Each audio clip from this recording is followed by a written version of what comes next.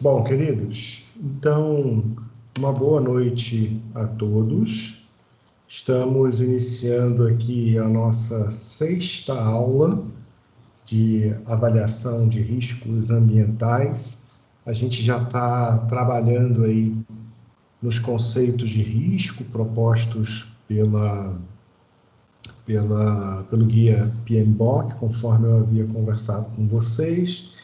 Vale a pena lembrar a todos que hoje é o nosso deadline para envio da resenha, tá? Então, é importante eu estar, lembrando a todos vocês disso.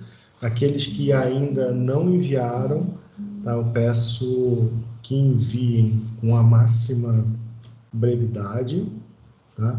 Amanhã eu já pretendo fazer as correções, né, e já liberar vocês dessa preocupação, digamos assim. Então, quem ainda não postou a atividade, por favor, realize a postagem ainda hoje. Depois vai ficar difícil de conseguir fazer, né, toda a avaliação e para ser justo com os demais que já postaram também. Então, queridos, eu estou, como mencionei anteriormente, né, eu não sei o que está acontecendo aqui no Teams, eu não estou conseguindo ver, né, as mensagens de vocês. Eu estou com o celular em paralelo aqui aberto, então de tempos em tempos certamente eu vou dar uma olhadinha no celular para ver se vocês mandaram mensagem, tá? Não sei porque não está entrando, né, diretamente para mim as mensagens que vocês estão enviando aqui pelo chat, tá? Mas para a gente não ter mais um atraso no nosso conteúdo aí, né, eu já vou iniciando esse nosso bate-papo de hoje. E já destaco que a aula de hoje é uma aula extremamente importante, tá? Na aula passada, a gente viu com detalhes o que seria todo o planejamento de gerenciamento de riscos segundo o guia PMBOK, e hoje a gente vai ver o que seria a análise qualitativa e a análise quantitativa de riscos.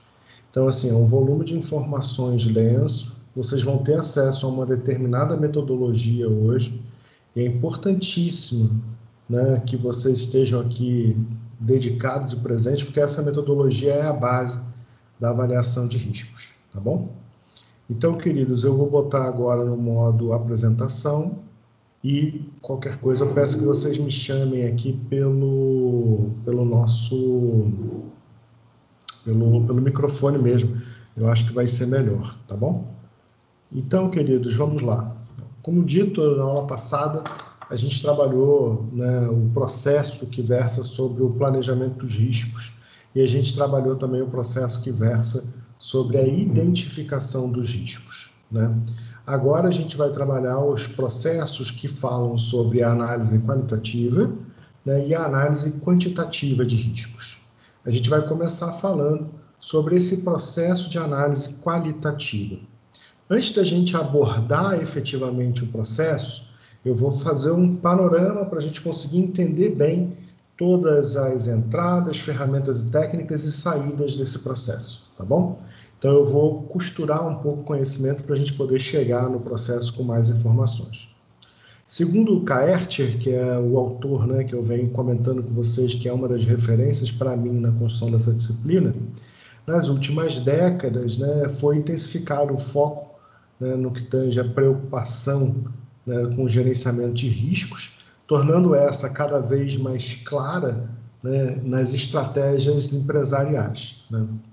Então, as empresas passaram a ter que identificar, avaliar e administrar os riscos em função da necessidade de se prevenir, principalmente os ativos da empresa. A gente também conversou sobre isso nas aulas passadas. Gerenciar, analisar riscos ambientais está dentro desse contexto, tá? A análise qualitativa dos riscos, ela consiste em analisar a probabilidade de um risco em um determinado, e o impacto desse risco em um determinado evento. Deixa eu ver aqui. Ah, não, foi a Mirna que entrou. Boa noite, Mirna. Então, essa é a base. A gente sempre vai ter essa premissa. O risco é igual à probabilidade de ocorrência de um evento multiplicado pela intensidade, pelo impacto, pela magnitude deste evento. O foco da análise, né, é classificar os riscos de acordo com a sua probabilidade de ocorrência e seu impacto na atividade ou no projeto, possibilitando assim que a gente desenvolva ações de gerenciamento que visem mitigar esses impactos em prol, obviamente, né, do sucesso dessa atividade, desse projeto, e se a nossa ênfase for ambiental, em prol da redução dos impactos ambientais dessa atividade. A partir da priorização de ações, quando a gente identifica aquelas que representam maior risco para a atividade, é possível que a gente consiga aumentar as chances de atendimento aos objetivos, né, dessa atividade ou desse projeto, inclusive, né, da não realização, não ocorrência de impactos ambientais. Para análise qualitativa dos riscos, é sempre necessário o desenvolvimento, a adoção, a utilização, a produção, seja lá o que for, de uma matriz de risco ou matriz de probabilidade de impacto, né? Mas é fundamental que essa matriz ela represente a cultura dessa atividade ou desse projeto que está em avaliação, bem como ela também represente a sensibilidade das ações que a gente está avaliando, assim como das atividades, dos recursos, das partes interessadas que estão em análise. Ou seja, se eu estou desenvolvendo uma matriz de risco para fazer avaliação de impactos ambientais e eu vou avaliar a partir da mesma matriz, tá, a explosão de um reator atômico e o lançamento de uma guimba de cigarro no meio urbano, né, e eu tenho a mesma escala para avaliar ambas, eu preciso ter uma escala extremamente detalhada, porque há de se convir que quando eu lanço uma guimba de cigarro, por mais que seja uma ação, né, não correta, poluidora em meio urbano, os impactos ambientais dessa guimba de cigarro, né, a partir, né, do carreamento dele, que seja nas vias públicas pela água pluvial, que vai cair numa galeria pluvial e depois num corpo hídrico, são muito menores, diria eu que praticamente insignificantes, perto, né, dos efeitos da explosão de um reator numa usina atômica, né? Então, o que seria o mais baixo impacto possível? E o que seria o mais alto impacto possível dessa atividade? É importante que a nossa matriz de risco, de certa maneira, ela reflita essa realidade, tá? E que reflita a realidade daquela atividade, tá? Porque, por mais que eu desenvolva uma matriz de risco para uma determinada atividade, não necessariamente o contexto dessa matriz de risco vai ser transladável dessa situação para outra. Depende.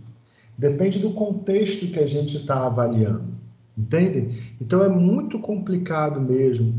E esse ponto da matriz de risco é algo, assim, extremamente importante. Vocês vão ver aqui, né, uma proposta de matriz minha, Canejo, tá? E eu vou trazer outras propostas para vocês também, tá? Mas é importante que vocês entendam a relevância da personalização da matriz de risco à atividade que está sendo avaliada.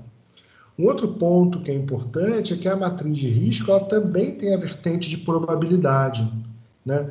Se a gente tivesse que fazer uma brincadeira aqui rápida de descrever, né, o que seria um evento provável, um evento improvável, um evento raro, um evento frequente, né, a gente certamente teria percepções diferentes, né? Vamos tentar pensar na quantidade de eventos em um ano, né? E vamos tentar ver qual seria a percepção de vocês, né? Vamos supor que um determinado acidente, vamos falar sobre um acidente relativamente corriqueiro, que seria vazamento de óleo no pátio de manobra de uma garagem de caminhões que transportam resíduos, tá? Essa é uma questão corriqueira. Vamos imaginar que esse vazamento de óleo ele ocorra 10 vezes por ano. né? O que vocês acham? Vocês acham que é frequente?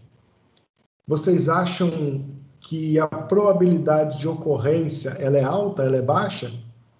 A probabilidade de 10 sobre 365 é relativa para vocês ou não? Então, é importante destacar isso, né?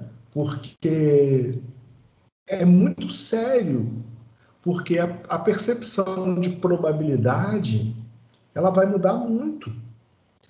Então, eu posso entender que na operação que eu faço dessa minha garagem, desse meu pátio, né, de manobra, de caminhão, seja lá o que for, eu posso dizer que 10 eventos como esses descritos em um ano é algo extremamente frequente.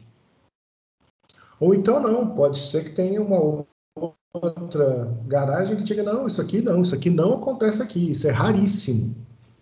Então, 10 vezes é muito pouco, ou 10 vezes é muito. Tudo depende. Então, essa matriz de risco ela tem que estar muito afinada à cultura da empresa.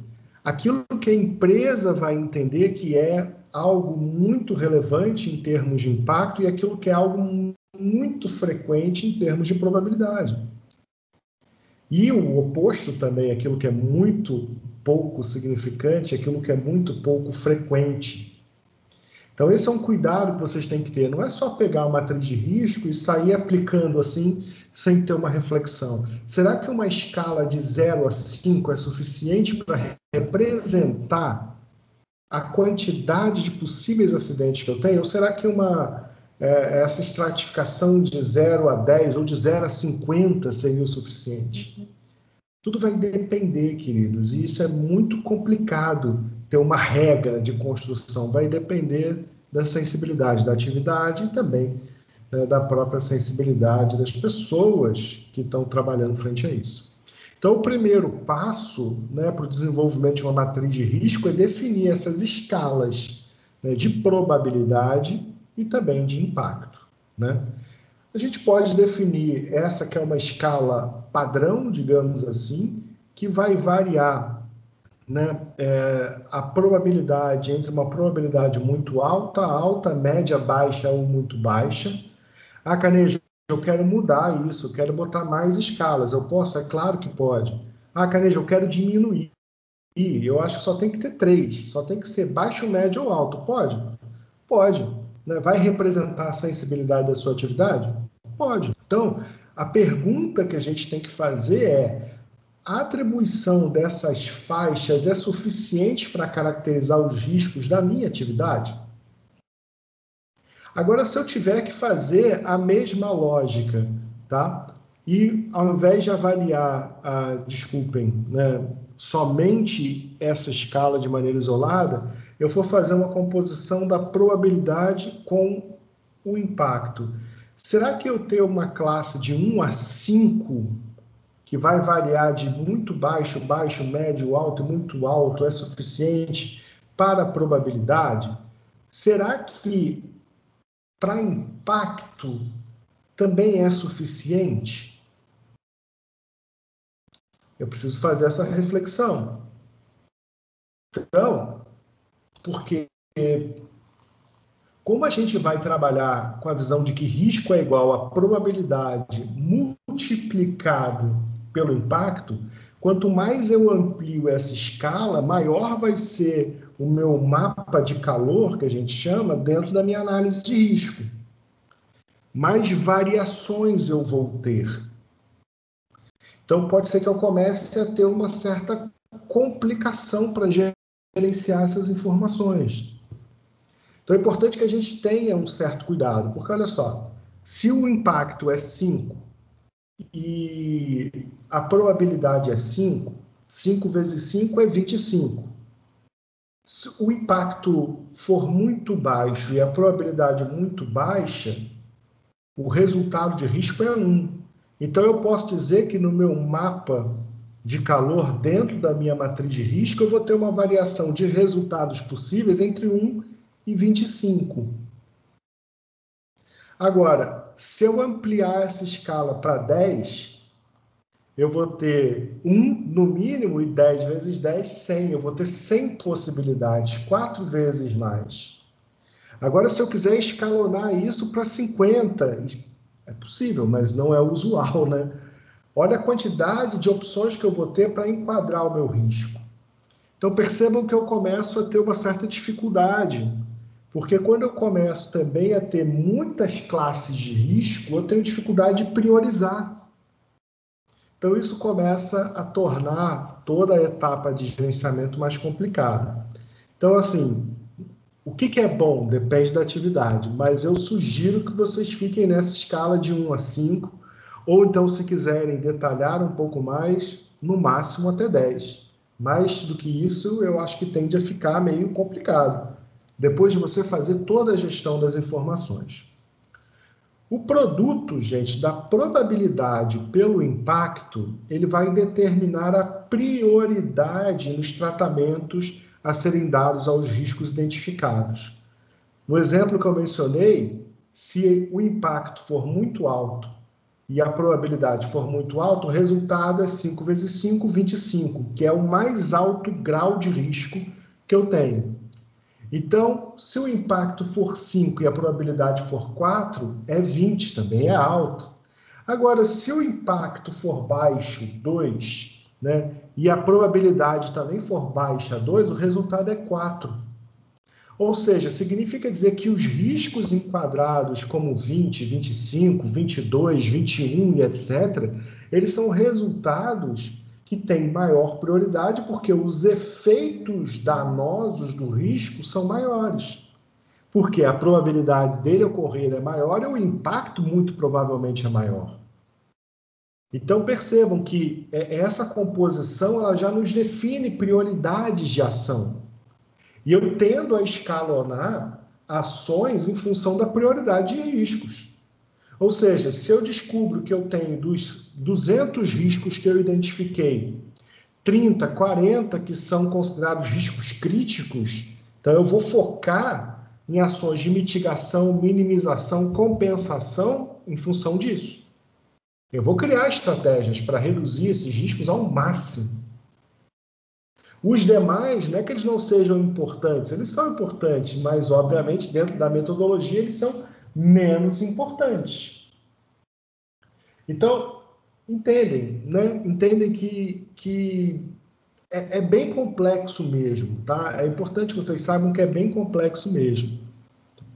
Então, é necessário ficar bem atento a isso, tá? Bom, esse é o produto que eu chamo, né, de uma matriz de risco que eu uso em algumas consultorias que eu desenvolvo, tá? A gente vê aqui a organização, né, dessas escalas, variando a probabilidade de muito baixa a muito alta, que vai a 1, 2, 3, 4 e 5, e o impacto ou magnitude, né, variando de 1 a 5 também. E aqui a gente tem a formação do nosso mapa de calor, mapa de sensibilidade, como vocês acharem melhor. A gente sabe que as cores em vermelho são as cores mais críticas, mais prioritárias. O laranja é atenção prioritário. O amarelo é um pouco menos prioritário e o verde é o que está mais tranquilo, se assim podemos dizer, né? Só que essa lógica, ela nos leva a diferenciar aquilo que é uma ameaça e aquilo que é uma oportunidade. Como eu falei nas aulas anteriores, a ameaça é um risco negativo. Uma oportunidade é um risco positivo. Então, o que a gente pode entender aqui? Que a ameaça, quanto mais alto for o valor, né, mais a gente vai ter que agir para evitar que a mesma aconteça. Ué, Canejo, mas na oportunidade é o contrário? Mais ou menos. Para pensar. Se eu faço essa mesma avaliação e identifico que eu tenho uma oportunidade 25, significa dizer que eu tenho uma oportunidade muito boa na mão e que eu devo aproveitá-la ao máximo. Por isso que a gente tem esse espelhamento de ameaças e oportunidades na nossa matriz de risco. É claro, gente, que cada cor dessa define uma ação a ser tomada. O que eu vou fazer com os riscos ambientais que caírem entre 16 e 25? O que eu vou fazer com os riscos ambientais que caírem entre 10 e 15? O que eu vou fazer com os riscos ambientais que caírem entre 5 e 9?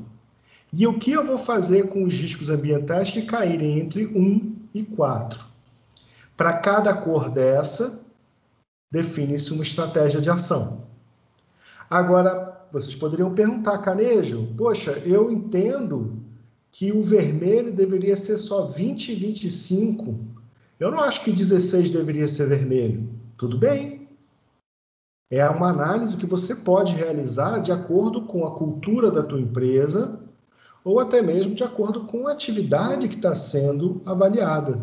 Então, isso pode mudar. Esse mapa de calor pode mudar. Ele pode ser menos restritivo, ele pode ser mais restritivo. O que significa dizer aqui com uma leitura rápida dessa matriz de risco? Que eu tenho de 1 a 25, né? Só que acima de 10 é algo que eu tenho que tratar com bastante cuidado. Ou seja, 2/3 ou mais da minha matriz de risco, ela precisa ser olhada com bastante cuidado.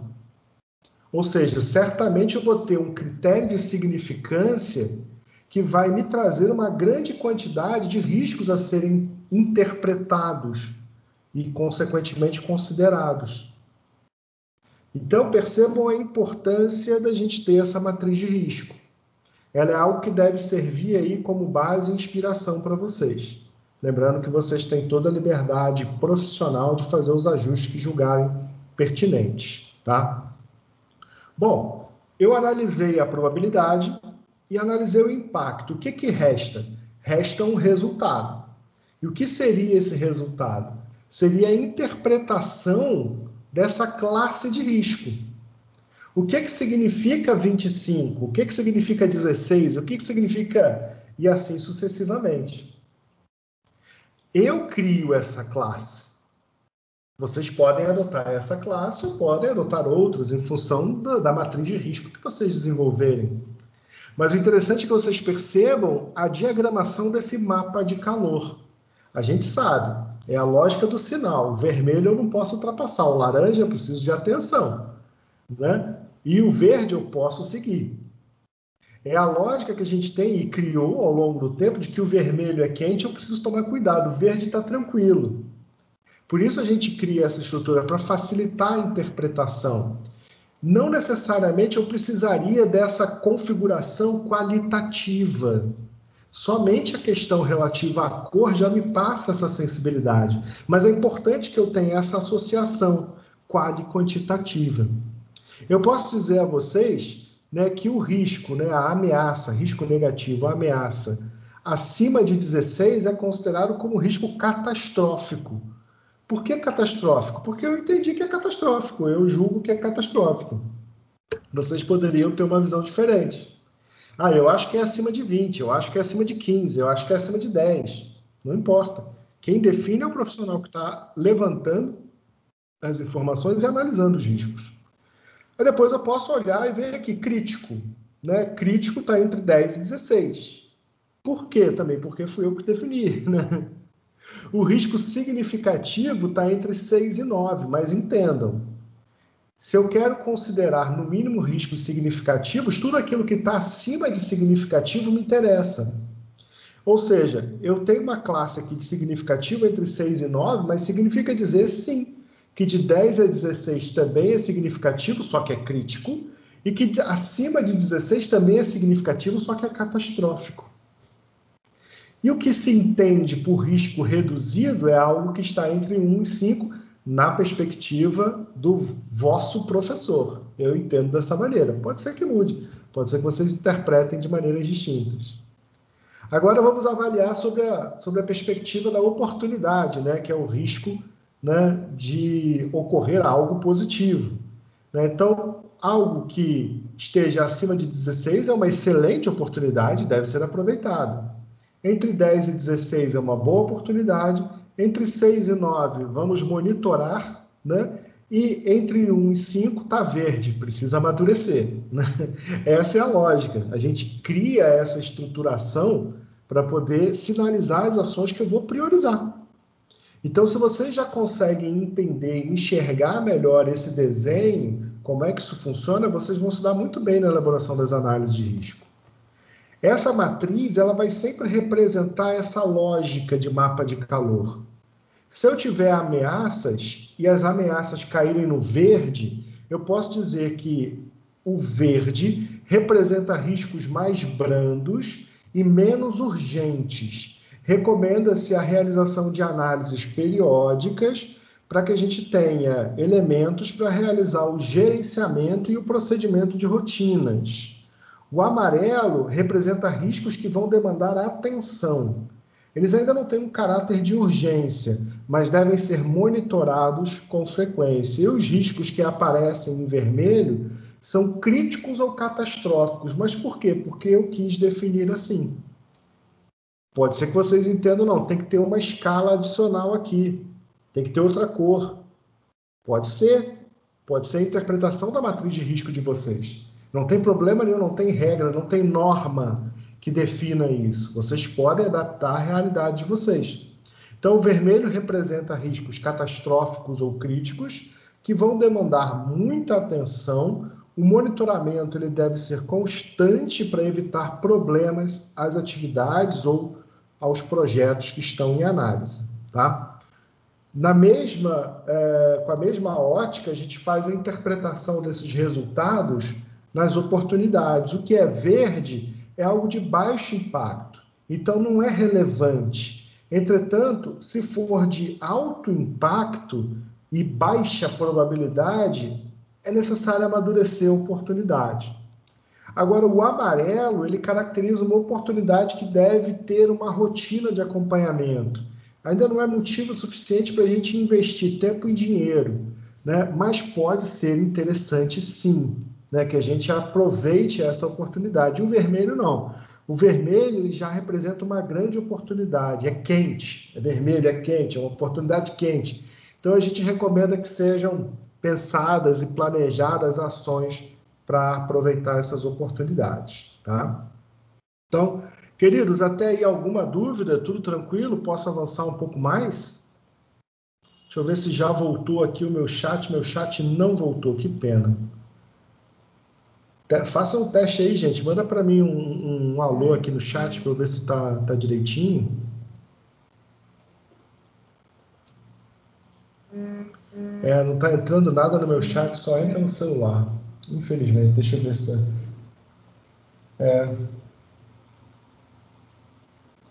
Poxa vida, que pena. Deve ser um bug aí do sistema. Mas vamos lá, vamos lá. Então vocês já sabem, eu estou sem o chat de vocês aqui no computador, não sei o motivo. Qualquer coisa, por favor, vocês me avisem. Eu consigo ver o chat pelo celular que está aqui do lado, mas preferencialmente utilizem o microfone. Acho que vai ser o caminho mais fácil, tá bom? Então vamos dar seguimento aqui. Alguém tem alguma dúvida, gente? Tudo tranquilo? Se não temos dúvidas, vamos em frente. Então vamos lá. Atenção, gente, vale a pena destacar isso para vocês. As escalas apresentadas, elas são apenas uma sugestão, elas não são obrigatórias, tá?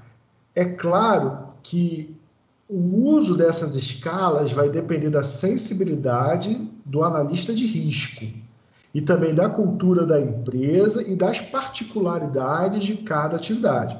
Por isso que nem sempre dá para você pegar uma análise de risco no lugar A e copiar ou comparar com a análise de risco no lugar B. Tá? Nem sempre dá para fazer isso.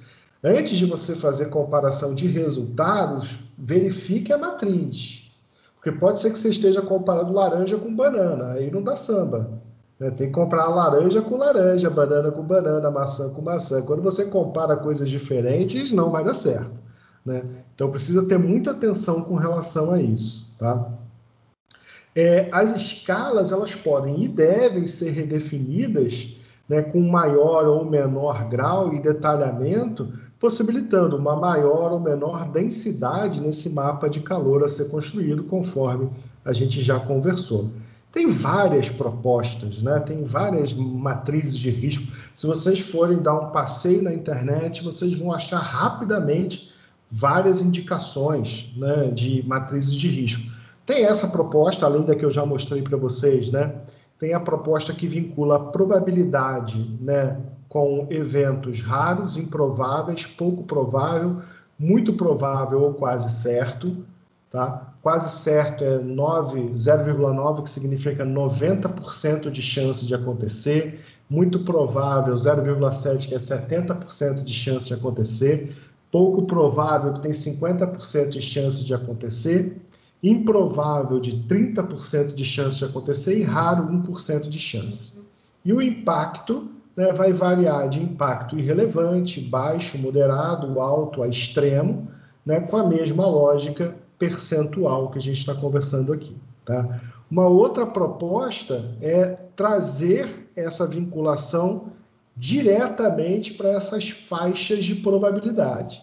Tá? Então, eu trabalho algo como sendo raro se ele tiver uma probabilidade menor do que 10%. Algo com probabilidade baixa, entre 10 e 40, média 40 a 60, alta de 60 a 80 e quase certo acima de 80. É uma outra escala, percebam. E o impacto que for muito grande, ele tem 80%, né, de impacto sobre aquilo que está sendo avaliado. Grande de 60 a 80, médio de 40 a 60, pequeno de 10 a 40 e significante menor do que 10. Né? Tem a proposta do Fenker, que eu acho que é uma proposta interessante também, que é um autor de um livro muito bom sobre gestão ambiental, né? Um livro mais direcionado para a área de valoração ambiental. É interessante, ele tem uma pegada interessante, o livro não é muito usual.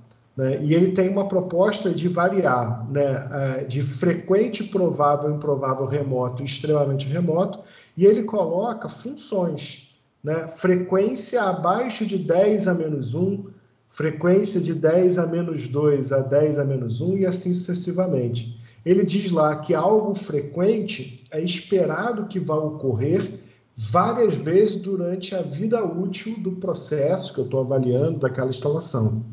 Ele diz lá que o provável é esperado ocorrer até uma vez durante a vida útil do processo.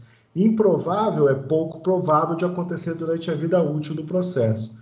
Remoto é não esperado, a gente não espera que aconteça durante a vida útil desse processo, dessa instalação, e extremamente remoto, conceitualmente possível, mas extremamente improvável de acontecer. Percebam que ele tem uma escala com 1, 2, 3, 4, 5 variações. E agora, para impacto, ele já tem uma proposta diferente. Ao invés de a gente fazer 5 por 5, uma matriz 5 por 5, ele propõe uma matriz 5 por 4. E ele tem ali uma proposta de impacto que vai de catastrófico a desprezível. Ele entende que catastrófico são danos irreparáveis aos equipamentos, à propriedade, ao meio ambiente, seja reparação lenta ou impossível, provoca mortes ou lesões graves em várias pessoas. O impacto crítico são danos severos, lesões e gravidade moderada em empregados, possibilidade remota de morte, exige ações corretivas imediatas para evitar o desdobramento de uma catástrofe. Marginal são danos leves, né? Lesões leves em empregados, em prestadores de serviços ou em membros da comunidade. E o impacto desprezível sem danos significativos, né? Aqui está errado, tá, gente? Sem danos significativos. Não ocorrem lesões ou mortes de funcionários e de terceiros e ou pessoas da indústria e da comunidade. Tá? Então, obviamente que o Fenker ele se organiza numa matriz um pouco diferente, uma característica um pouco diferente, mas também é uma matriz interessante, vocês podem utilizar. Aqui, só hoje, eu já mostrei 4 possibilidades de matriz, e vocês podem desdobrá-la como acharem mais pertinente. Né? Mas como é que está estruturado, como é que está estruturada essa proposta lá dentro do guia PMBOK, né? Esse acho que é o grande ponto, né? Já que a gente está usando o guia PMBOK como estratégia de definição de processos para gerenciamento de riscos, né? Então, o guia PMBOK ele entende que realizar a análise qualitativa dos riscos objetiva a priorização de riscos individuais do projeto para análise ou ação posterior. Ou seja, a gente vai analisar, a gente vai identificar, a gente vai analisar para que a gente possa ranquear, priorizar esses riscos e desenvolver ações a partir desses resultados. Só que para a gente comparar o risco A com o risco B, a gente utiliza o conceito qualitativo e o conceito quantitativo, tá? O guia PMBOK também recomenda essa mesma lógica, não é à toa.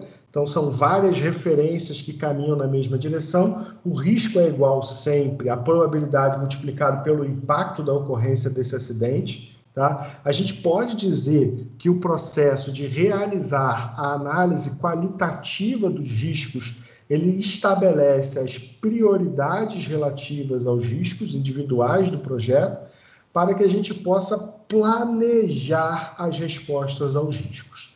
Ou seja, é nosso objetivo fazer todo esse trabalho de desenvolvimento de matriz para que a gente possa diagnosticar os nossos riscos e tomar as ações necessárias para evitar que os danos ocorram.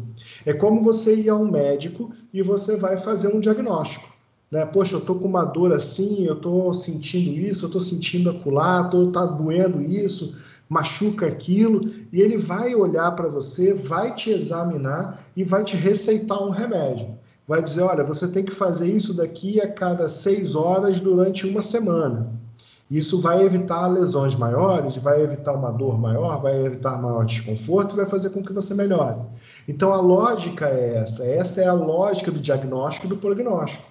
Então, a gente faz esse diagnóstico e estrutura essas informações para que a gente possa ter um prognóstico mais assertivo, tá? É isso que a gente faz aqui. A análise qualitativa, ela também tende a identificar um responsável que vai ficar, obviamente, com a responsabilidade de planejar as respostas adequadas aos riscos, né, para que elas sejam efetivamente implementadas. Então, a gente identifica os riscos e pensa em formas, uma pessoa em especial ou um grupo de pessoas vai pensar em formas de reduzir os efeitos desses riscos e, de certa forma, né, torcer para que eles não virem efetivamente danos. Né? Vale frisar que o Guia PMBOK ele tem um processo, que é o 11.3, e ele deve ocorrer ao longo de todo o ciclo de vida do projeto. Né? Quando a gente traz isso para a realidade ambiental, significa dizer que a análise de risco ela deve ser frequente. Não é só para você conseguir a licença.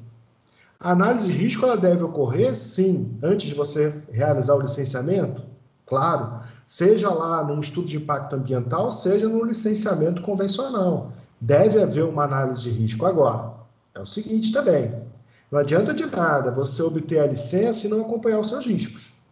Tá? Então, essa é uma informação que vocês têm que ter até para exercitar isso no mercado. A análise de riscos ela precisa ter uma periodicidade. E pensem como consultores. Tá? Pensem como consultores. Se você estabelecer que a periodicidade é de 5 anos, tal qual é feito em licença, você só vai ter serviço de novo daqui a 5 anos, se for chamado para fazer novamente essa análise de risco. Então, a gente costuma usar o prazo, óbvio que isso depende de cada atividade, mas é comum que a gente tenha no mínimo um prazo de 1 ano para rever as condições de risco. No mínimo, assim, no máximo, desculpem, no máximo 1 ano para rever. Dependendo da atividade, tem que ser revisto a cada 3 meses, a cada 1 ano, a cada 6 meses. Mas é importante que vocês tenham noção de que isso influencia muito na rotina. Bom, tem algumas questões que são consideradas benefícios da análise de riscos. Né? E o Guia PMBOK ele lista 5 desses benefícios. Né? A análise de risco, segundo o Guia PMBOK, gera, né, uma grande quantidade de informações durante todo o planejamento do projeto que vai nos ajudar a tomar decisões. Então, esse é o foco, essa é a essência, é gerar informação para que a gente possa tomar decisões mais assertivas. Os objetivos do projeto, eles poderão ser revistos e melhorados.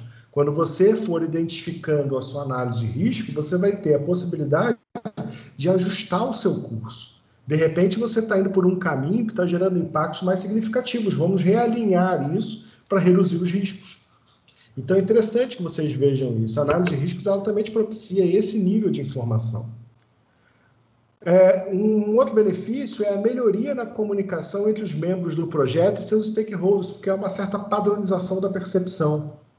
Então, você define a probabilidade, a escala de probabilidade, a escala de impacto, e a partir disso, meu amigo, você já tem ali elementos suficientes para conversar com seus pares dentro da empresa e, obviamente, até os investidores. Olha, isso daqui não pode porque o risco é alto. Gente, não precisa ser muito expert no assunto para saber que um risco é alto é algo que gera uma preocupação. Então, percebam que acaba facilitando muito na comunicação. Um outro ponto, né, é que a análise de risco ela reduz a probabilidade que o projeto tenha um desempenho baixo, ou a atividade tenha um desempenho baixo, pela identificação das fraquezas ou por uma atuação forte no planejamento. Ou seja, se eu já previ que eu vou ter esse pipinão lá na frente, eu já crio estratégias para que eu não tenha um pipinão lá na frente. Eu já vou podar esse pipinão desde cedo, eu vou criar, né, um plano de resposta aos riscos, eu vou criar treinamentos, eu vou comprar equipamentos específicos, eu vou mudar o meu projeto para que eu reduza esses riscos. Então, olha só, eu crio formas de reduzir a probabilidade da ocorrência de um acidente, a partir de um planejamento derivado de uma análise de risco. Né? Um outro ponto importante trazido pelo guia PMBOK é o aumento das chances de sucesso do projeto. Meus amigos, é óbvio, a partir do momento que eu tenho todo esse planejamento ultra detalhado, eu já sei onde estão meus gargalos. Então, eu não vou deixar a sorte, né, me agraciar com uma surpresa desagradável. Eu posso chegar lá e combater um possível problema a partir do planejamento. Aí eu vou prever recurso, eu vou prever equipe, eu vou prever material, vou prever equipamentos, eu vou prever estratégias para reduzir qualquer tipo de problema que essa situação possa vir a me causar. Então, assim, percebam a relevância da análise de riscos, a relevância da análise de risco no planejamento ambiental. Olha, eu me sinto realizado de estar podendo falar com vocês sobre isso, porque isso é muito importante, muito importante. Eu me sinto aqui fazendo, sabe, dando assim, entregando o ouro para vocês, porque é isso, esse olhar precisa ser desenvolvido. E vocês, como profissionais, vão ter oportunidade de exercitar esse conhecimento, vocês vão ver. E vão ter, de repente, a oportunidade de virar lá no trabalho de vocês um dia e falar, poxa, a gente não está fazendo uma análise de risco aqui. Poxa, é uma coisa tão simples, vamos fazer essa análise, que assim a gente vai tomar decisões de maneira mais assertiva, a gente vai saber melhor o caminho, né, para onde a gente está indo. Então, fiquem com esse olhar na cabeça da relevância, dos benefícios de se desenvolver uma análise de riscos, né? O processo, segundo o guia PMBOK, é esse, tal qual a gente viu no processo anterior. Tá? Ele tem entradas, ferramentas e técnicas, o processamento em si e as saídas. Tá? Quais são as entradas? As entradas são o plano de gerenciamento de projeto, os documentos do projeto, os fatores ambientais da empresa e os ativos de processos organizacionais. As ferramentas e técnicas serão a opinião especializada, a coleta de dados, a análise de dados, as habilidades interpessoais e de equipe, a categorização dos riscos, a representação de dados e as reuniões. O processamento é a análise efetivamente qualitativa desses riscos. E a saída é a atualização de documentos de projeto.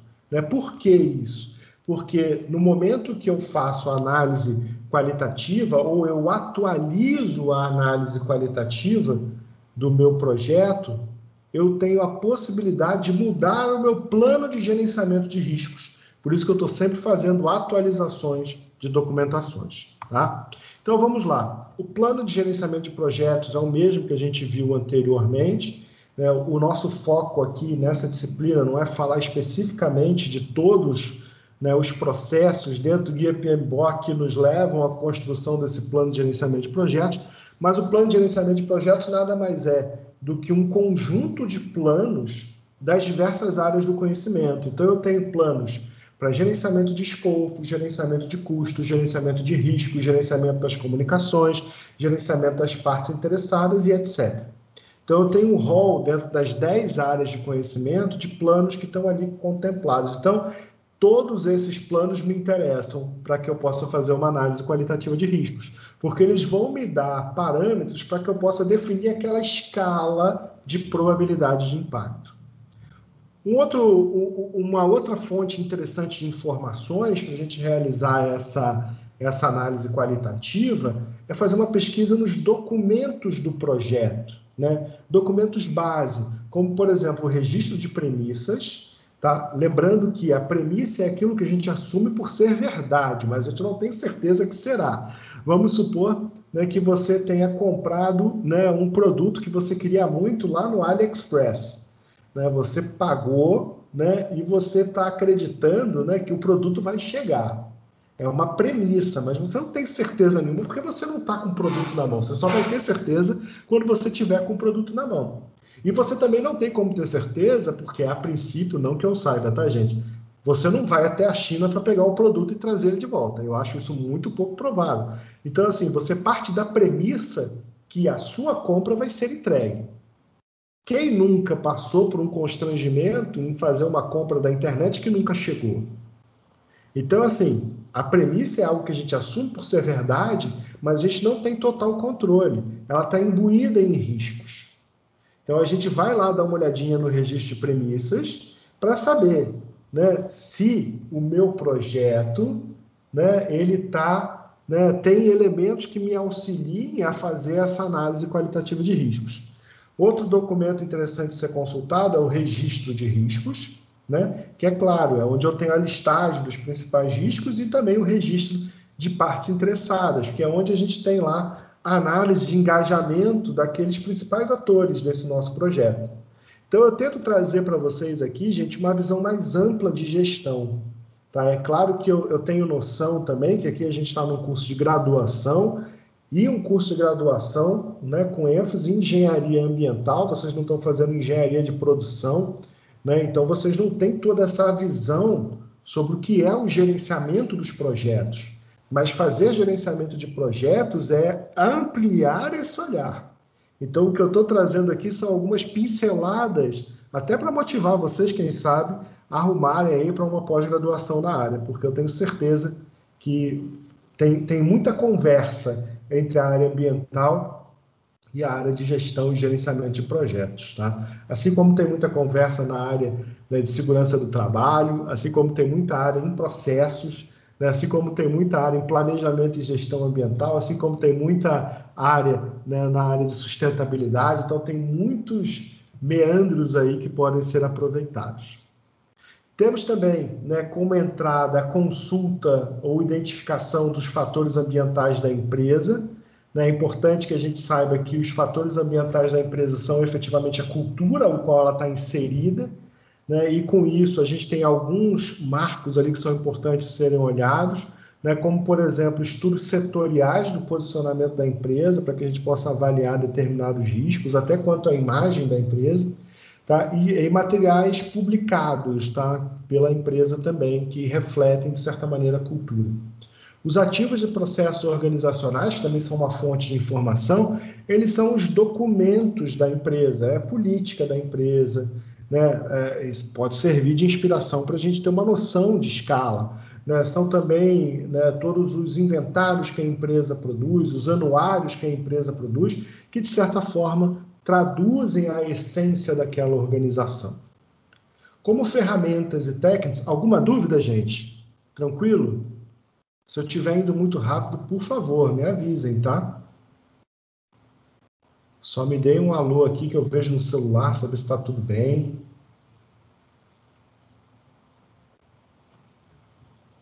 Se puderem, né, me dar um alô aqui para eu não me sentir tão solitário.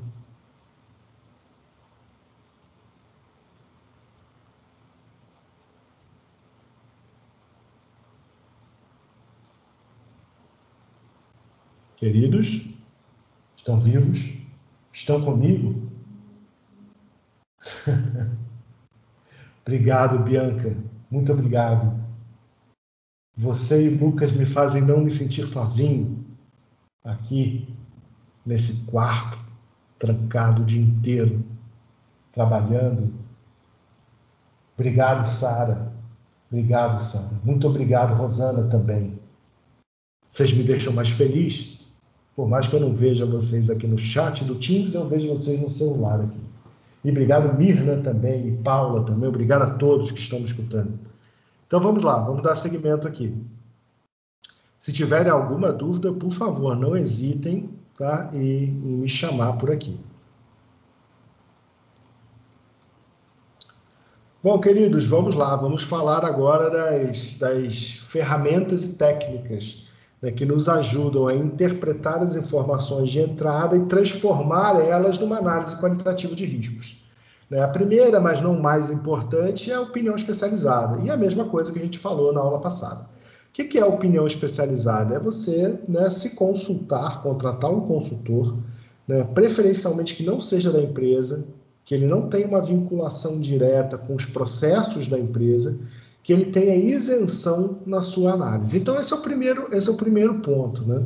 E que ele tenha, obviamente, né, projetos semelhantes, que ele já tenha atuado, para que ele tenha noção do que ele produz, que ele possa, né, a partir da experiência que tem, realizar análise qualitativa de risco, né? E isso faz muita diferença, porque se você botar um consultor, tudo bem, ele pode ser papa no assunto, mas nunca fez uma análise de risco, ele vai ficar comendo mosca, ele não vai saber como te ajudar. Então, é importante que esse profissional ele tenha essa formação. Tá? Coleta de dados é como a gente vai, obviamente, obter informações para estruturar a nossa análise qualitativa de riscos. E ela pode ser feita de diversas maneiras, né? Uma delas são os questionários estruturados ou semi-estruturados, tá? Onde você vai aplicar diferentes partes interessadas, pode ser um Google formulário. O que é um questionário estruturado? É um que tem perguntas pré-definidas. E pode ser um questionário estruturado de perguntas fechadas, que você já vai induzir o cara em respostas de sim ou não, ou que ele possa marcar alternativas. O questionário estruturado de perguntas abertas, você vai estruturar esse questionário, mas as respostas vão variar. E você tem uma certa dificuldade para interpretar esse tipo de informação. Então, os questionários estruturados de pergunta fechada, para esse tipo de análise, ele funciona muito bem. Canejo, o que seria um questionário semi-estruturado? Já dá para entender que tem algumas perguntas previamente estabelecidas e outras que vão ser desenvolvidas no decorrer de uma entrevista. Tá? O importante, né, que a gente tem que destacar é que coletar dados é muito delicado porque a comunicação humana também é delicada. Então, às vezes você tem a certeza que aquela pessoa está mentindo para você, mas a fala dela diz uma coisa diferente do que muitas vezes a linguagem não verbal está dizendo. Então, percebam o quão complicado é. É muito difícil, muito difícil. Então, né, é importante que a gente crie, quando for fazer entrevistas desse nível, para levantar esse tipo de informação, é importante que a gente crie um ambiente de confiança e também de confiabilidade, tá? Porque vai inspirar, obviamente, segurança e a pessoa vai, né, ser mais honesta, mais transparente na sua fala. Isso é bem importante. A análise de dados, né, a gente tem algumas técnicas que podem ser usadas, né, para essa etapa de análise qualitativa de riscos. Né? A gente tem a avaliação da qualidade dos dados de risco, porque isso é uma questão importante, né, porque eu posso ter uma fonte enorme de informações de risco, muitas páginas de relatório, tá? Entretanto, são relatórios antigos, são aqueles relatórios feitos por aquele profissional que está desmotivado, foi feito meio nas coxas. Então, você, apesar de ter um relatório com informações, você não tem muita confiabilidade. Então, é importante que você tenha um certo esmero com relação a isso. Então, na figura de gestor, né, de analista de risco, é importante que você tenha zelo pela fonte, que você saiba se aquela é uma fonte confiável ou não, porque os resultados da interpretação da sua análise vão impactar bastante o sucesso do teu negócio lá. Então, assim, se você baseia a tua análise de risco em informação furada, você está no mesmo barco furado. Então, tem que tomar cuidado. Tá? Uma outra ferramenta é a avaliação de probabilidade e impacto, que é efetivamente a construção da matriz de risco, que o guia PMBOK faz uma sugestão. Né? E uma outra ferramenta, né, de análise de dados é a avaliação de outros parâmetros de risco. Tá? Porque a gente pode, obviamente, considerar numa análise de risco aspectos financeiros, aspectos ambientais, aspectos técnicos e assim sucessivamente. Então é importante que a gente fique bem ligado, né, que pode ser necessário, quem sabe, fazer um atravessamento. Mas aqui no nosso caso em especial, que a gente está muito focado em avaliação de riscos ambientais, a gente vai, obviamente, trabalhar com esse olhar. Né? Bom, quais são ou poderiam ser outros critérios possíveis para a gente avaliar riscos, né? Porque a gente costuma trabalhar sempre com a lógica da probabilidade e do impacto magnitude. Mas o que mais que a gente pode associar para chegar a um contexto de risco? Né? A gente pode, por exemplo, associar, né, numa outra matriz, tá? Estou falando da matriz de risco. Matriz de risco é probabilidade e impacto, mas eu posso associar outras coisas. Eu posso ter, por exemplo, uma matriz de probabilidade e urgência, ou impacto urgência. Ou eu posso ter uma matriz de proximidade urgência, ou de proximidade impacto, ou de proximidade e probabilidade. Ou posso ter com essa mesma lógica, uma matriz que considere o conceito de dormência, uma matriz que considere o conceito, né, de gerenciabilidade, né, uma matriz que considere o contexto de capacidade de controle, uma matriz que considere o contexto de capacidade de detecção, né, ou de conectividade dos fatos e também dos acidentes, de impactos estratégicos e também de proximidade, veio de novo, eu acabei repetindo, desculpem, né, de impacto estratégico e também de proximidade. Entendam que a gente está focado em fazer uma análise de risco com base no conceito mãe de risco, que é probabilidade multiplicada por impacto.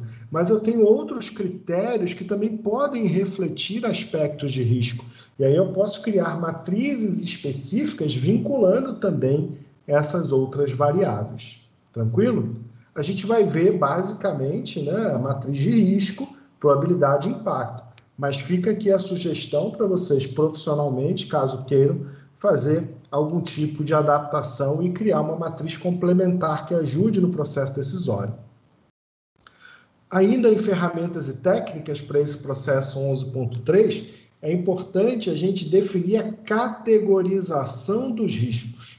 Tá? As categorias de risco que podem ser usadas para o projeto, elas são definidas no plano de gerenciamento de risco que a gente viu na aula passada. O que a gente faz? A gente agrupa os riscos em categorias, isso pode nos ajudar a ter respostas mais efetivas. Então, eu vou organizar os riscos catastróficos.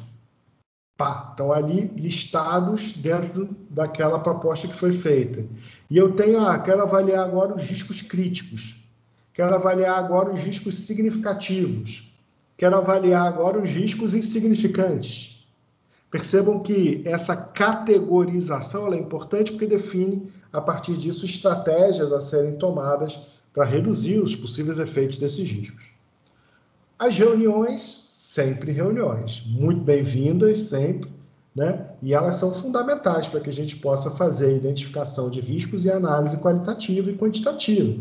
As conversas são fundamentais. A reunião é um meio de comunicação e um meio de alinhar entendimentos. Então, fundamental sempre, é uma ferramenta que a gente sempre deve usar. Por último, mas não menos importante, as habilidades interpessoais e de equipe. Lembrando que esse gestor, esse responsável pela análise de risco, ele precisa conversar com muita gente. Né? Ele precisa dialogar com pessoas que vão ter percepções diferentes, ele precisa ter muita inteligência emocional para isso. Tá? Ele vai precisar ter muito foco na tarefa ou nas tarefas que ele vai desenvolver para poder realizar uma análise de risco. né? E também sentir ali, né, se aquela pessoa que ele está entrevistando, conversando, sabe bem o que é um risco catastrófico, ou se ele sabe bem o que é uma probabilidade muito alta, ou se ele sabe bem o que é o impacto baixo. É importante que ele tenha essa habilidade interpessoal para poder, de certa maneira, resolver possíveis divergências que venham a surgir. Porque só assim ele vai ter uma matriz afinadinha, sabe, adequada, redondinha, só assim, né? Com esse cuidado, com esse esmero. Bom, aqui tem um outro exemplo de matriz, que é a matriz proposta pelo próprio guia PMBOK. Tá? E nessa matriz a gente vincula probabilidade e impacto, da mesma maneira, impacto negativo e impacto positivo, só que ele tem uma proporção diferente. Percebam que a gente trabalha também com lógicas percentuais, assim, aqui está em décimos, mas a gente pode trabalhar com a lógica percentual. Muito alto é 90%, e ele faz as multiplicações com base, né, nessa escala que foi proposta. Alta, 70%, média, 50%, baixa, 30% e muito baixa, 10%. E a gente tem esses resultados aqui que me dizem, por exemplo, que ameaças, aqui nesse caso, né, estão vinculadas a uma ameaça mais intensa nesse mapa de calor que também foi proposto, acima de 0,28. Ou seja, numa escala de 0 a 1, é como se fosse de 28% para cima, se torna algo extremamente preocupante. Percebam que ele tem uma escala muito, muito assim, reduzida para significância. Ou seja, tudo se torna muito significativo, muito fácil nessa escala. Qual é o problema disso? Tem um lado bom, porque a gente fica mais seguro, porque a partir disso a gente desenvolve ações de mitigação dos riscos, mas tem um lado financeiro nisso também. Porque para cada risco identificado, se eu for propor estratégias de mitigação ou compensação, eu vou investir dinheiro num risco que pode nem acontecer. Então a gente precisa tomar um certo cuidado com isso, ainda mais quando a gente fala nas questões ambientais, porque eu posso ter que investir milhares, talvez milhões de reais num equipamento de controle que eu sequer vá usar. Vocês conseguem perceber? E essa decisão de compra, ela é baseada numa análise de risco. Se a minha análise de risco for muito restritiva, eu vou ter que sair propondo uma série de ações de mitigação de risco e os custos vão elevar. Então é necessário que vocês tenham essa visão mais integrada, tá, gente? Então essa é a matriz de probabilidade e impacto, né, que também é uma outra forma que vocês podem adotar, né, proposta pelo guia PMBOK. A gente tem também, né, como técnica de representação de dados, né, os gráficos hierárquicos, né, tem uma série de gráficos que a gente pode usar, podem ser histogramas, pode ser gráficos de bolha, que esse é um exemplo, né, pode ser um gráfico até que a gente, né, consiga, depois de resultados, gerar uma análise de qualidade, gerar um Pareto em cima, a gente pode fazer isso também, mas o importante é que a gente tenha gráficos que hierarquizem prioridades. Então, eu posso pegar todos os resultados que eu tenho da minha análise de risco, aplicar um Pareto em cima, uma regra de Pareto, e definir ali quais são as minhas prioridades mais prioritárias. Ou então eu posso desenvolver outras ações que vão definir, por exemplo, critérios de urgência. O que não falta, gente, é ferramenta de gestão para esse tipo de contexto de situação, tá? Não falta isso. Então, assim, o importante é que a gente tenha, né, como produto dessa análise qualitativa, gráficos que representem a hierarquização dessas informações. Como saída desse processo, a gente tem a atualização dos documentos de projeto. E aí a gente tem vários documentos para atualizar. É óbvio que se a gente tiver, né, à frente, figurando, digamos assim, como gestor do projeto, a gente vai ter que atualizar em função dessa análise qualitativa, a gente vai ter que atualizar registros de premissa, de questões, de lições que foram aprendidas, o registro dos riscos, porque eles vão mudar em função da atualização ou de um novo olhar quanto a essas escalas, e os próprios relatórios de risco. Tá? Bom, queridos, até aí alguma dúvida? Podemos avançar um pouco mais?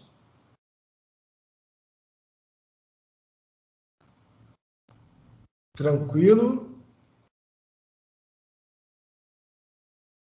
Eu esqueço que o chat não está indo, preciso olhar o celular, olha só.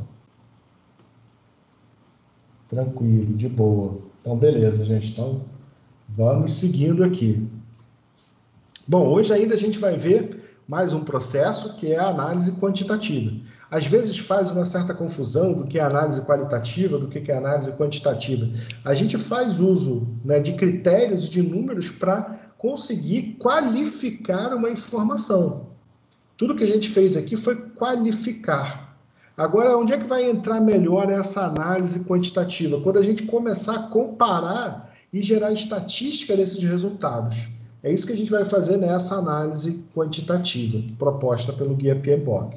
Então, o qualitativo é trazer uma qualidade efetiva, não só uma quantidade, mas uma qualidade efetiva desse risco. É eu saber se o risco é catastrófico, crítico, se ele é significativo ou insignificante. É eu saber que a escala da probabilidade vai de 0 a 5, ou vai de 0 a 3, ou vai de 0 a 10, e a mesma coisa para a escala de impacto.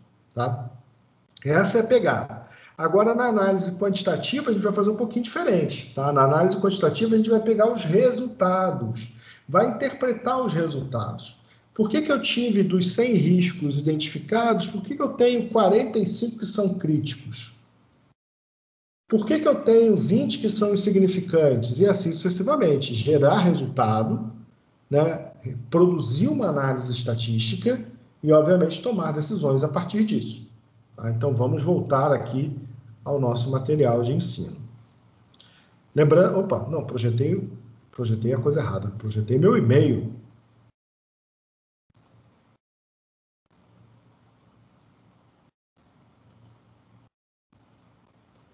Vamos voltar aqui, material de apoio, agora sim. Bom, então vamos lá. Considerando esse preâmbulo que eu fiz, vamos agora conversar um pouco sobre a análise quantitativa dos riscos de projeto. Tá? Segundo lá o nosso queridíssimo guia PMBOK, a análise quantitativa dos riscos é o processo de analisar numericamente o efeito combinado dos riscos individuais identificados e outras fontes de incerteza que a gente tem no nosso projeto. Tá? O principal benefício que a gente tem nesse processo é que a quantidade, né, é levantada e a gente consegue ter uma noção do risco geral daquela atividade ou daquele projeto. É claro que não é só isso, a gente também tem a possibilidade de fornecer informações quantitativas adicionais aos riscos e assim a gente consegue planejar melhor as respostas aos riscos. Pode ser, por exemplo, que eu identifique, nessa mesma lógica que eu usei anteriormente, que eu tenho 100 riscos e 40 riscos são críticos e, sei lá, mais 30 são catastróficos, eu tenho que 70% dos riscos identificados, eles são muito significativos. Isso pode me levar, inclusive, a desistir do empreendimento. Pode me levar a decisões de mudar a minha estratégia. Não, então eu não posso ter essa tecnologia, eu tenho que ter outra tecnologia. Não, eu não posso ter essa rotina, eu tenho que ter outra rotina. Não, meu empreendimento não pode ser aqui. Meu empreendimento vai ter que ser em outro lugar. Então percebam que a conjugação da análise quali com a análise quantitativa me ajuda a tomar decisões. Por envolver, né, uma alta complexidade, né, ela é realizada somente com os riscos que forem priorizados pela análise qualitativa. Porque a gente está aqui, né, decidindo, né, se a gente vai caminhar com empreendimentos, se a gente vai investir recursos, se a gente vai investir tempo em ações. Então, tem uma complexidade por trás disso, né? São muitas variáveis, muitas vezes, que nem são vinculadas exclusivamente às questões ambientais. Então, a gente deve trabalhar com foco somente naquelas ações de risco que foram identificadas como prioritárias, de significativo para cima. O processo tem mais ou menos a mesma roupagem, tá? Ele tem como entradas o plano de gerenciamento de projetos, né? Também os documentos do projeto, os fatores ambientais da empresa e os ativos de processos organizacionais. As ferramentas e técnicas são a opinião especializada, a coleta de dados, a análise de dados, habilidades, né, interpessoais de equipe, e a grande novidade é a representação das incertezas, que a gente vai ver. Tá? O processamento é a análise quantitativa dos riscos, e as saídas, a atualização dos documentos e o próprio relatório de risco. Tá? Aqui eu não vou me ater, né? Eu só vou comentar rapidamente, porque o processo é praticamente idêntico ao que a gente viu anteriormente. Né? A gente vai consultar o plano de gerenciamento de projetos para fazer o levantamento dessas informações, tá? Quanto aos riscos, quanto às linhas de base do escopo, as linhas de base do cronograma e as linhas de base de custos.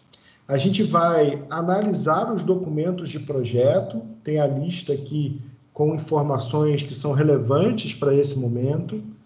Mesma coisa com os fatores ambientais da empresa, tá? Que é a cultura, a essência daquela empresa.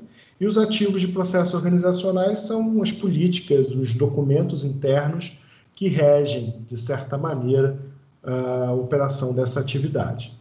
Ferramentas e técnicas, né? A gente tem aqui a opinião especializada, tal qual a gente viu anteriormente. O ideal é que seja aquele camarada com experiência na atividade e também na análise de riscos, para que ele tenha, né, real noção do que está sendo conversado e discutido sobre aquele assunto, para que ele não fique dando pitaco e, na verdade, vire muito mais um problema do que uma solução. Né? As técnicas de coleta de dados são as mesmas. Tá? Em geral, ocorrem a partir de entrevistas e elaboração de questionários estruturados, de perguntas abertas ou de perguntas fechadas. Né? O ideal é que aqui a gente tenha um cuidado muito grande para pescar também a sensibilidade quanto aos resultados dessa análise quantitativa das nossas partes interessadas. Aqui tem um ponto interessante, porque em habilidades interpessoais de equipe, né, ele traz a relevância da gente realizar muitos workshops para desenvolver o olhar entre os nossos participantes e partes interessadas, aqueles que estão analisando ou responsáveis direto ou indiretamente pela análise dos riscos, né? Esses workshops eles podem aprimorar bastante a eficácia, né, desse entendimento, criando um certo consenso. Isso facilita bastante evitar possíveis questionamentos lá na frente, né, e questionamentos e até conflitos derivados disso, né? As representações, né, de incertezas, elas estão sempre vinculadas, né, à duração, ao custo e, de certa maneira, aos requisitos de recursos dessa atividade. A gente representa, né, geralmente a partir, né, de formas triangulares, normais, log normais, betas ou mais discretas. A gente aqui não vai entrar a fundo nisso, não é muito o nosso foco, né?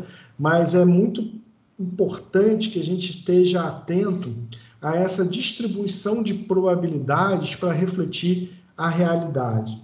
Então, a gente vai ter que trabalhar, seja através de um gráfico, né? Pode até ser um gráfico de pizza, se vocês quiserem, né? Não tem problema nenhum, mas pode ser um gráfico de coluna, um gráfico de barra, né? Quais são as incertezas e a probabilidade de ocorrência de cada uma dessas incertezas. Nos ajuda também a priorizar as ações, né? Como análise de dados, né, a partir dos resultados que a gente tem, vocês vão ver que na planilha que eu vou encaminhar para vocês, muito possivelmente daqui a umas 2 aulas, né, vocês vão ter uma produção de um relatório estatístico. Aí, oh, caramba, sabe, um relatório estatístico, vou arrancar meus cabelos, vou enlouquecer aqui com isso. Relaxa, né? A análise estatística que eu espero que vocês façam é uma análise simples, na qual eu quero que vocês identifiquem quais são os riscos e a probabilidade de cada classe de risco. Isso já é uma ferramenta de análise de dados, tá? Já é uma ferramenta de análise de dados. E tem outras ferramentas de análise de dados. Tem a análise de Monte Carlo, tem o diagrama de tornado, tem a árvore de decisão e os diagramas de influência, tá? Diagrama de influência, a gente aplica mais ele para analisar riscos de engajamento de partes interessadas. As árvores de decisão são árvores de ramificação de informações, é o desenho de processos e de possíveis decisões que a gente terá que tomar nesse processo. Tendo ciência dessas decisões, a gente se planeja para tomar decisões mais assertivas, né? A análise de sensibilidade, ela vai brincar com gráficos de barra. Ele fala que é gráfico tornado porque ele tem duas barras que vão puxar para lados opostos. Então, ele tem uma tendência a ficar com uma oscilação. Esse é o gráfico de tornado.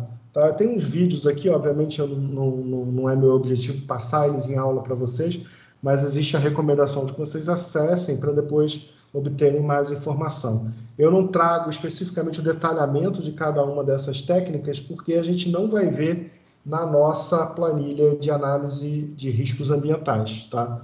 Mas é importante, caso vocês tenham interesse, né, fazer essa pesquisa. A análise de Monte Carlo é uma análise simples também que nos ajuda a fazer priorização, né, das ações de risco. Tá? Não tem muita sofisticação, não. Eu vou já mostrar os QR Codes com os links dos vídeos para vocês. Tá? Como saída desse processo de análise quantitativa, né, a gente tem a atualização dos documentos de projeto, né, em especial porque aqui a gente vai ter, né, uma junção da análise quali com a análise quant, então a gente consegue ter uma visão melhor do contexto de risco do projeto. Isso pode vir a identificar necessidades de ajuste no planejamento que já foi feito e, consequentemente, até na execução. Então, por isso que a gente tem que fazer uma avaliação da exposição geral dos riscos ao projeto e uma análise de probabilidade detalhada. Isso vai nos ajudar a atualizar esses documentos, tá? E os documentos de projeto propriamente dito, né, quando eu falo dos documentos aqui está errado, tá, gente? Atualização do plano de gerenciamento de projeto, tá? Desculpem aqui, deixa eu até mudar logo. O que eu achei estranho?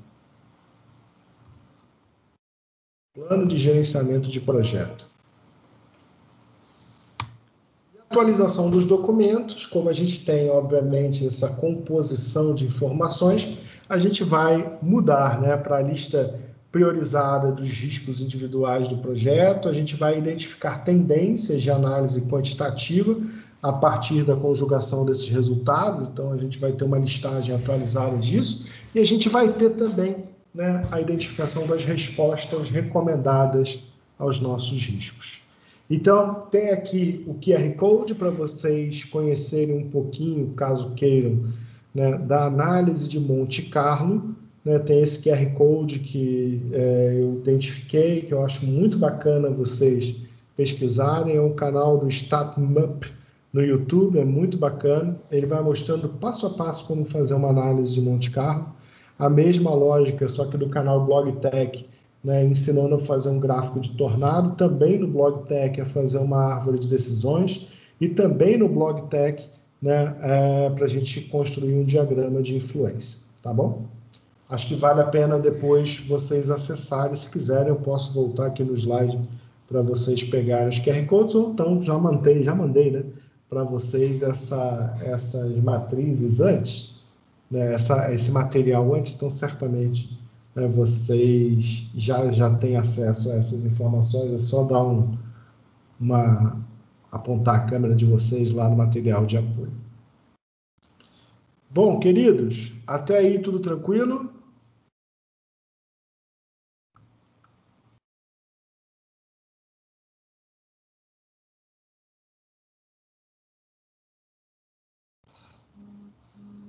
Belezinha? É muita informação, podemos avançar mais, querem segurar um pouco.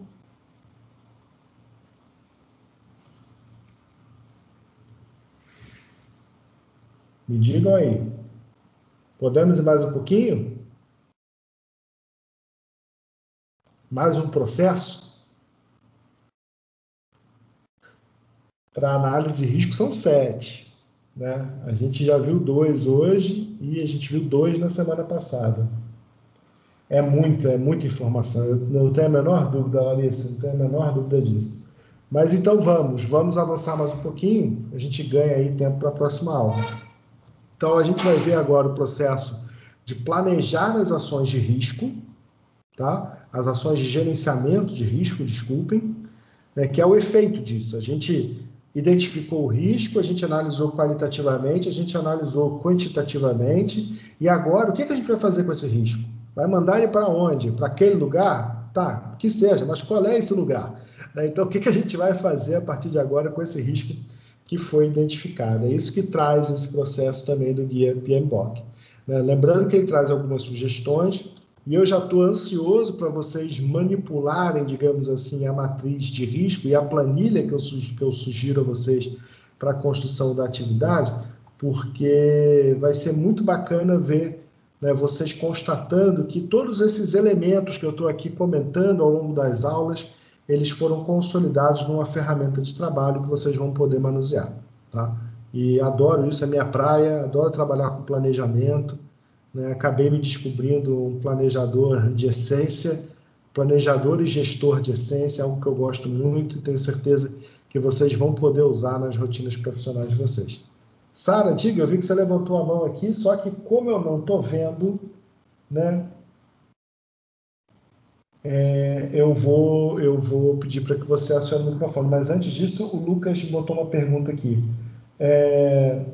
Esse trabalho é feito em conjunto com a equipe de segurança do trabalho? Então, Lucas, depende da empresa, tá? Depende da empresa. A princípio, é um trabalho que é feito, quando eu penso numa empresa multinacional, a gente tem um setor geralmente de QSMS. Tá? E o setor de QSMS fica responsável por fazer essas análises de maneira integrada. Então, dentro do QSMS, eu vou ter uma pessoa para meio ambiente, uma pessoa para qualidade, uma pessoa para segurança, no mínimo isso. Tá? Então, a gente tem essa pegada. O que é triste é ver a empresa que contrata o cara para fazer tudo. Né? Então, assim, é triste. Eu não sei se vocês sabem, porque geralmente as informações elas são muito truncadas. Eu lancei agora uma pós em sistema de gestão integrado aqui na Veiga. Né? A pós assim, está com uma matriz assim, maravilhosa, muito legal, muito legal. A gente vê QSMS na veia, a gente vê os princípios da qualidade, vê segurança do trabalho, a gente vê meio ambiente, a gente vê compliance, a gente vê, assim, está muito legal a matriz. Né? Divulguem aí porque é uma matriz completona, assim, está muito interessante. Né? E é uma pegada que as empresas têm. As empresas multinacionais, de maneira geral, elas adoram trabalhar com esse olhar. Adoram trabalhar com esse olhar. Porque o profissional que é formado nessas três áreas, ele acaba otimizando muito os recursos da empresa. Né?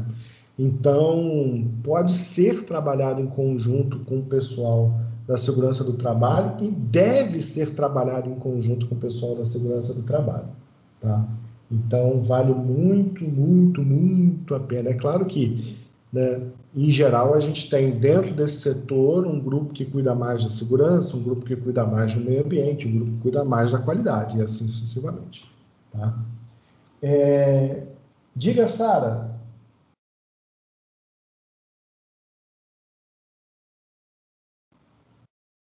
Então, exatamente, Lucas. A gente é SST em geral, né?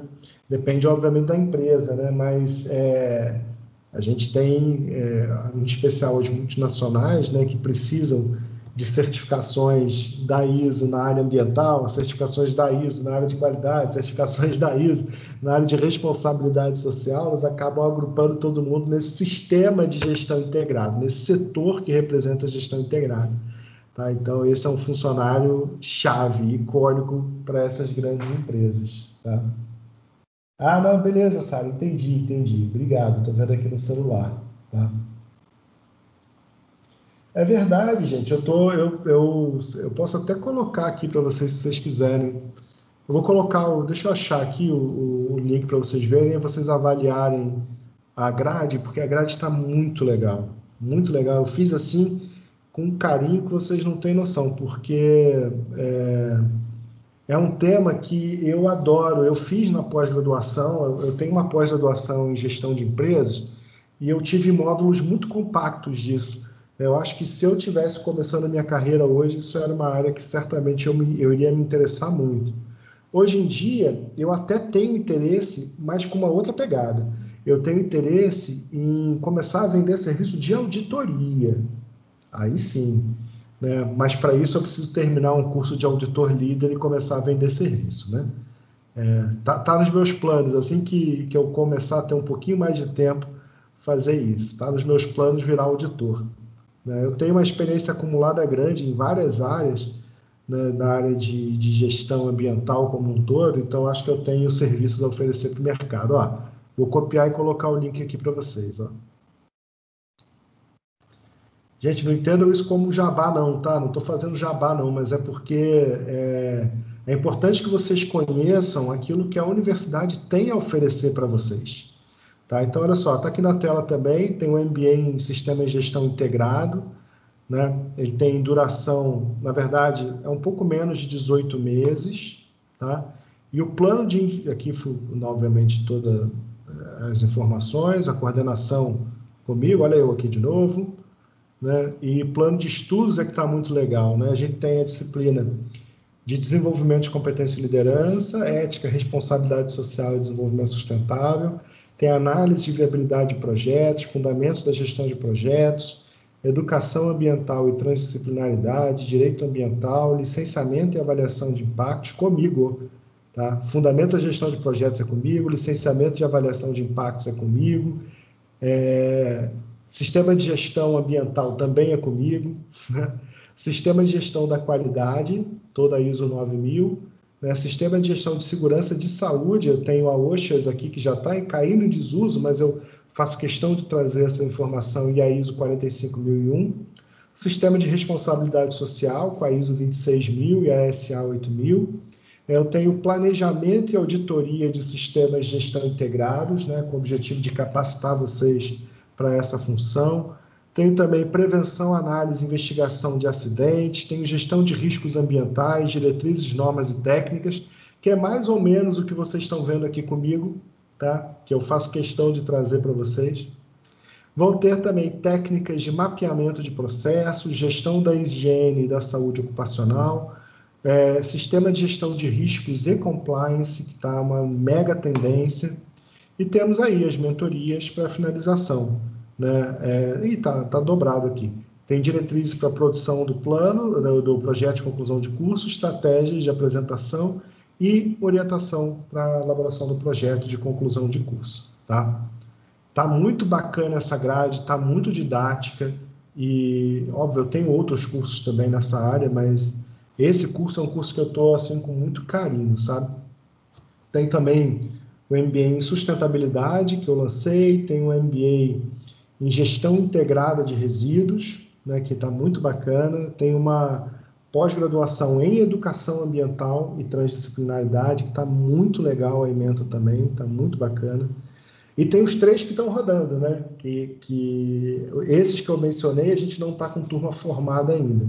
Mas a gente tem 3 que estão rodando e está muito bacana, que é a engenharia sanitária e ambiental, é uma especialização em engenharia sanitária e ambiental, especialização em engenharia de energias renováveis, para vocês aprenderem a fazer projetos de parques eólicos, né? Para fazer projeto de usinas fotovoltaicas, aproveitar energia a partir dos resíduos, dentre várias outras. E tem também o MBA em Planejamento e Gestão Ambiental, que é um curso com mais de 20 anos na casa, que abre turma todo ano. A gente tem uma vocação forte nessa área, que é um curso mais generalista na área, né? Mas é muito bacana, eu tenho vários ex-alunos por lá. Muito bacana mesmo. Espero que um dia eu veja vocês por lá também, né? Espero de verdade.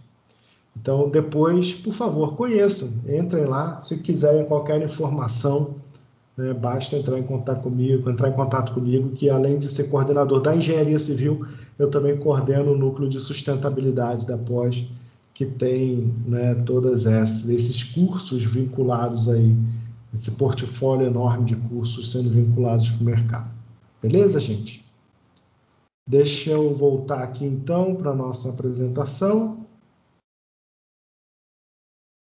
Eu vou até compartilhar com vocês um link, só para vocês já conhecerem, tá? Caso queiram ter mais informações sobre esse portal que eu comentei com vocês, esse núcleo de sustentabilidade, eu tenho um portal que é um Google Sites que eu mesmo criei, eu mesmo administro, tá? que tem todas as informações sobre o nosso núcleo de sustentabilidade na pós-graduação da Veiga, tá? Vale a pena depois vocês acessarem, compartilharem com as pessoas que vocês gostam, com as pessoas que vocês não gostam. O importante é a gente fazer a informação rodar. Tá? Então, para a gente terminar esse bate-papo de hoje, eu só vou começar a falar, né, do planejamento de resposta aos riscos, né? Porque a gente já caminhou aí nessa jornada de fazer, né, o planejamento dos riscos, a identificação dos riscos, depois a análise qualitativa, quantitativa dos riscos. A gente está lá com um pipinão na mão e agora a gente vai ter que planejar uma resposta a esse risco. Porque se ele vier a ocorrer, pode virar um dano e esse dano pode me gerar uma série de problemas. Então é isso que eu quero evitar, é isso que a gente faz no planejamento dos riscos. Então, planejar as respostas aos riscos é o processo de desenvolver alternativas e selecionar estratégias e acordar ações para lidar com a exposição que se tem dos riscos e também para tratar os riscos individuais do nosso projeto, né?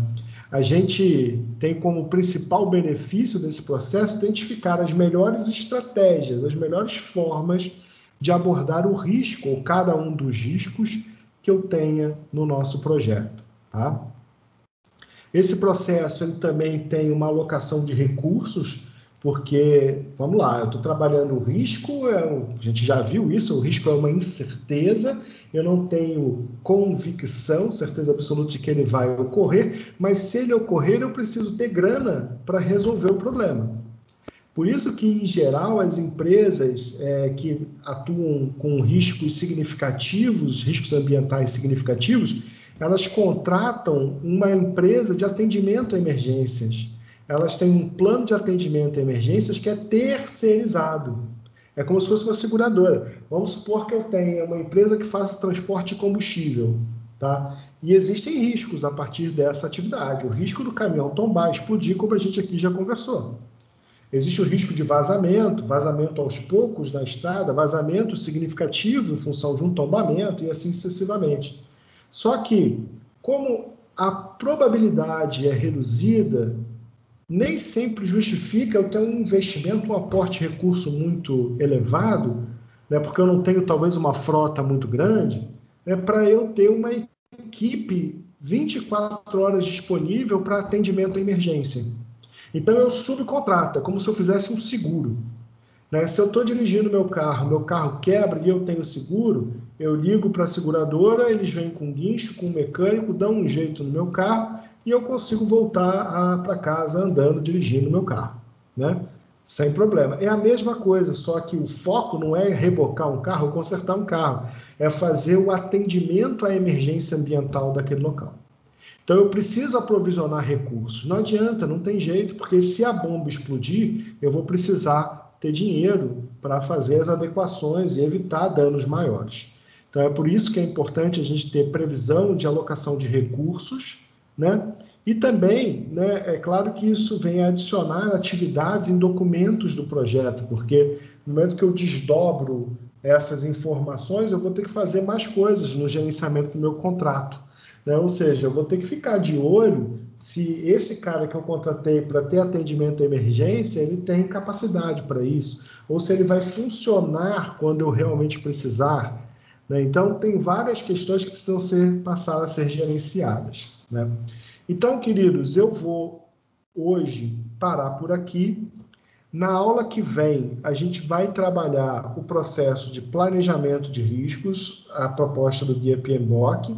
A gente vai trabalhar também o processo de implementação das respostas de risco e a gente também vai trabalhar o processo de monitoramento e controle dos riscos, tá? Aí eu vou poder passar para vocês... Acho que não, né? Espera aí, rapidinho, deixa eu só ver aqui, porque o envio da nossa segunda atividade, ele tem que ser até o dia 29 de abril. Então, a gente tem a semana que vem, tá? Então, tá perfeito, tá perfeito.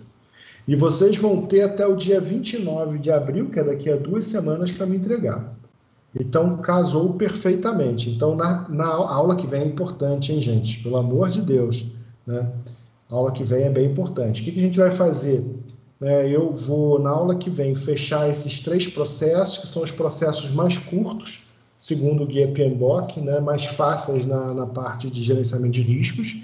E eu vou apresentar a atividade e vocês vão ter uma semana para produzir a atividade e me entregar, tá?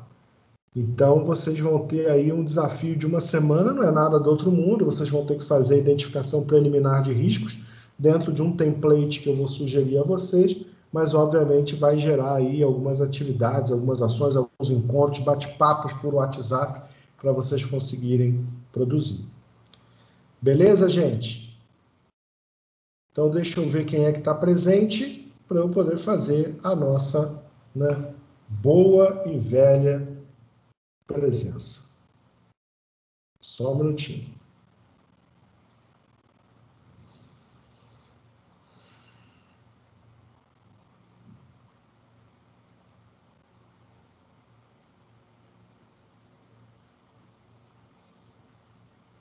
Deixa eu tirar a lista aqui.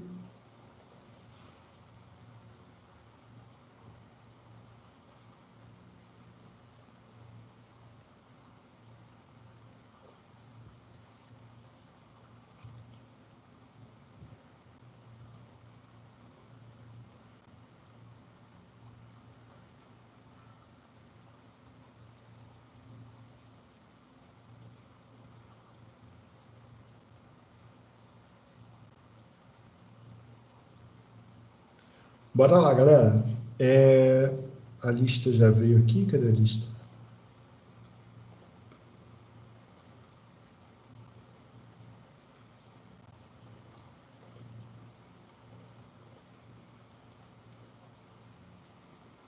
Ué, cadê a lista, gente? Baixou e eu não vi.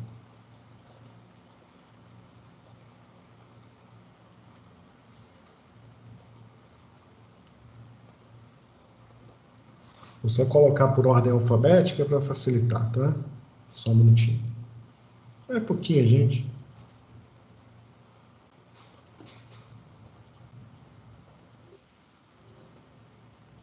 Então, bora lá. Bianca tá aí, né? Felipe não tá aí hoje. Ou tá? Felipe tá aí? Tá usando outro nome? Não, né? Gabriel Duarte tá aí. Bianca tá aí. Gabriel Duarte tá aí. Rosana tá aí. Júlio não tá aqui. Júlio faltou. Larissa tá aí também. Lucas Barbosa tá aí. Lucas Mendonça também tá aí. Mirna tá aí também. Paula tá aqui também. Hanna não tá aí hoje. Hanna não tá aí. Sara tá aí. Vitória tá aí. E o Juan também não tá aí. Queridos, lembrem-se, nosso prazo para envio da resenha é hoje. Hoje. Quem não fez, que faça hoje, poste hoje, pelo amor de Deus. Pelo amor de Deus, tá? Pelo amor de Deus, não deixa de postar, senão vai dar treta news, tá? Postem hoje lá, por favor, tá bom? Então, queridos, vamos terminando por aqui. Para mim foi um prazer enorme estar aqui com vocês hoje, né? Eu vou agora finalizar a gravação